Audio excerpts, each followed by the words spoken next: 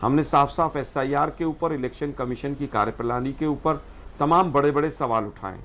आज जिस तरह से चीफ जस्टिस ऑफ इंडिया को लेटर लिखने की बात कही है, उसके ऊपर बीजेपी एक शब्द नहीं बोलती है। नीट और सीबीएसई का और पूरे एजुकेशन सिस्टम का जो बैंड बजा रखा है इन्होंने, उसके ऊपर कोई आके प्रेस वार्ता नहीं करता है। ठीक है। वो बड़े बड़े डॉक्टर आते हैं, अभी जो नाम ले रहे थे, अभी ये हो गया वो हो गया, उसके ऊपर नहीं बोलेंगे।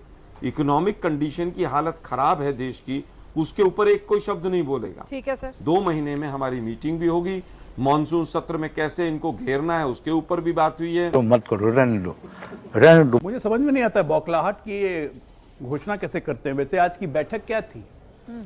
चोरों की बारात बैठी थी ये तय करने के लिए कि ईमानदार चौकीदार को हटाया कैसे जाए, है ना।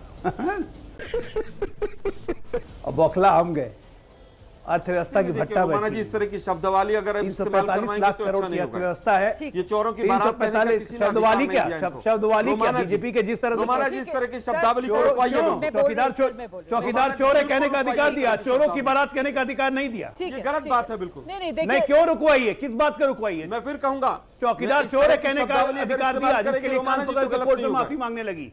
नहीं, आप सरकार में बैठ के पकड़े चल रहे हैं। नहीं, आपको चौकीदार चोर है कहने का अधिकार दिया गया। इस तरह से बीजेपी के तमाम प्रवक्ताओं की आज बौखलाहट देखने को मिल रही है। तमाम नेता जिस तरह से उलूल जुलूल बयान दे रहे हैं, मोदी जी तो हर भाषण में कांग्रेस कांग्रेस कांग्रेस कांग्रेस कांग्रेस करते ही रहते हैं। ये लोग भी जिस तरह से बोल रहे हैं तो सीधा तीर जो है निशाने पे लगा है। अच्छा, दुर्भाग्य ये है कि जो एजेंडा आज इंडिया अलायंस ने लिया है उसके ऊपर कोई एक शब्द नहीं बोल रहा है। इंडिया अलायंस ने जो अपना एजेंडा लिया है, एजेंडे के साथ साथ हमने स्ट्रेटेजी भी तय की है और उसका क्या आउटकम है वो भी मीडिया के साथियों को बताया है, लेकिन उस पर कोई चर्चा नहीं करना चाहता है। हमने साफ साफ एसआईआर के ऊपर, इलेक्शन कमीशन की कार्यप्रणाली के ऊपर तमाम बड़े बड़े सवाल उठाए। आज जिस तरह से चीफ जस्टिस ऑफ इंडिया को लेटर लिखने की बात कही है, उसके ऊपर बीजेपी एक शब्द नहीं बोलती है।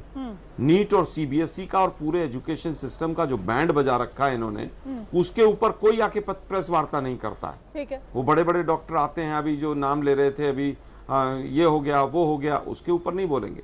इकोनॉमिक कंडीशन की हालत खराब है देश की, उसके ऊपर एक कोई शब्द नहीं बोलेगा। ठीक है सर। 2 महीने में हमारी मीटिंग भी होगी, मॉनसून सत्र में कैसे इनको घेरना है उसके ऊपर भी बात हुई है। तो मत करो, रहने दो। मुझे समझ में नहीं आता बौखलाहट की ये घोषणा कैसे करते हैं। वैसे आज की बैठक क्या थी? चोरों की बारात बैठी थी ये तय करने के लिए कि ईमानदार चौकीदार को हटाया कैसे जाए, है ना। और बौखला हम गए, अर्थव्यवस्था की भट्टा रोमाना जी, इस तरह की शब्दावली अगर इस्तेमाल 345 लाख करोड़ की अर्थव्यवस्था है। ये चोरों की बारात 345 शब्दवाली क्या, शब्दवाली क्या? बीजेपी के जिस तरह रोमाना जी, इस तरह की शब्दावली को रुकवाइए। चौकीदार चोर है कहने का अधिकार दिया, चोरों की बारात कहने का अधिकार नहीं दिया। ये गलत बात है बिल्कुल। नहीं, क्यों रुकवाइए? किस बात का रुकवाइए? मैं फिर कहूंगा, चौकीदार चोर है कहने का अधिकार दिया, जिसके लिए कान पकड़ के कोर्ट में माफी मांगने लगी। नहीं, आप सरकार में बैठ के पकड़े चल रहे हैं। आपको चौकीदार चोर है कहने का अधिकार दिया गया, जिसके कारण कोर्ट में आपको माफी मांगनी पड़ी। सरकार आएगी तो चौकीदार के खिलाफ, और चोरों की बारात कहने का अधिकार मुझे नहीं है। बिल्कुल नहीं, उसके कारण माफी नहीं मांगनी पड़ी। चला बौखलाहट किसे कहते हैं? उसके खिलाफ माफी नहीं मांगनी पड़ी। बौखलाहट इस्तेमाल मत कीजिए, मुद्दों पर बात कीजिए। आलोक शर्मा देखा, हाँ मत कीजिए, पूरे देश का बैंड बजा के यहाँ बैठकर हाँ मत कीजिए। अपने आप को चोरों की बारात क्यों मान रहे हैं? अपने आप को चोरों की बारात क्यों मान रहे हो? फिर मत मानिए अपने आप को चोरों की बारात। समझ गया मैं। ये बौखलाहट किसे कहते हैं भी आपने स्क्रीन पे देखा। मैंने क्या कहा था कि चोरों की बारात बैठी थी या तय कर रही थी कि ईमानदार चौकीदार को कैसे हटाना है। देखिए कैसे उछलने लगे। मैंने किसी को चोरों की बारात नहीं बोला, मैंने किसी को चोर नहीं कहा, मैंने किसी को ईमानदार चौकीदार नहीं कहा, मैंने कोई नाम नहीं लिया, लेकिन उछलने कैसे लगे। मतलब दर्शक और सारे लोग आपकी तरह मूर्ख नहीं है। आप किसको कह रहे हैं? इसलिए बौखलाहट मुझे मत सिखाइए। अब आप फिर बीच में बोल मत समझिए। सुनिए आप आगे से।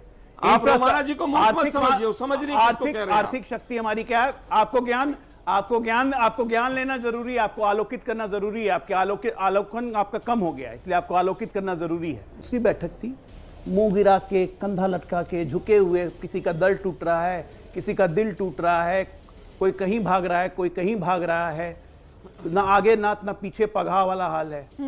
कैसे हटाया जाए मोदी को? एसआईआर पे सुप्रीम कोर्ट को चिट्ठी लिखेंगे। हैं? सुप्रीम कोर्ट ने क्या अपना डिसीजन नहीं दिया कि एसआईआर बिल्कुल होना चाहिए, इलेक्शन कमीशन कर सकता है? तो आप सुप्रीम कोर्ट पे दबाव बनाएंगे?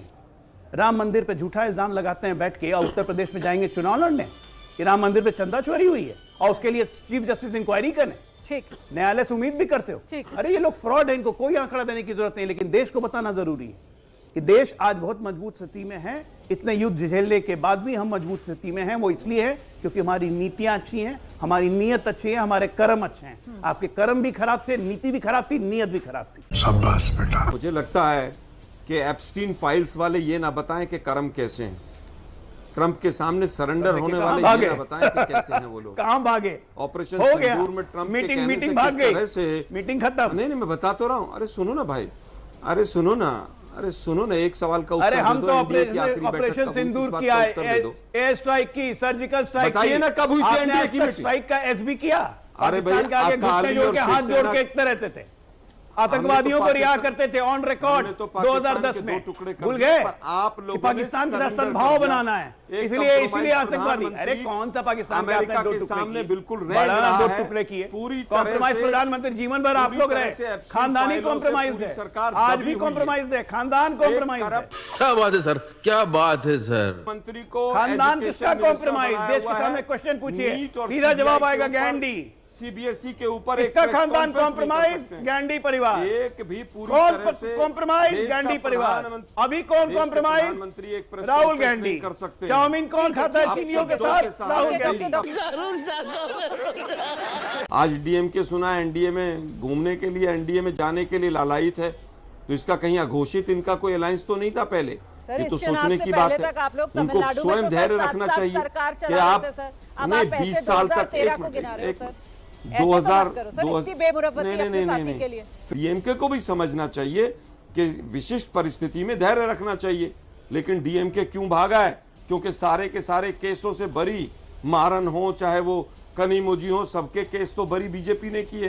तो हो सकता है इनका कोई एहसान होगा, हम तो ये भी नहीं कह रहे। लेकिन तो मैं फिर कहूंगा इंडिया कर गठबंधन की अगली DMK बैठक पर कब इतने होगी? हमले ये आप बोल रहे पैनल हैं। और टीएमसी के लिए मैं सर फिर अभी कहूंगा, जो चुनाव हुआ वहां पर मुंह नहीं लगा रही थी ममता बनर्जी आप लोगों को। राहुल गांधी कह रहे थे ममता बनर्जी की सांप्रदायिकता की वजह से बंगाल में बीजेपी के लिए दरवाजा खोला। ये राहुल गांधी का ऑन रिकॉर्ड बयान है सर। और आज वही ममता बनर्जी जो है वो सोनिया गांधी के गले लग रही थी सर। हमारे यहाँ ऐसा ही होता है। मुझे तो आश्चर्य लगता है इस कांग्रेस पार्टी पे, मतलब कितनी एहसान फरामोश है।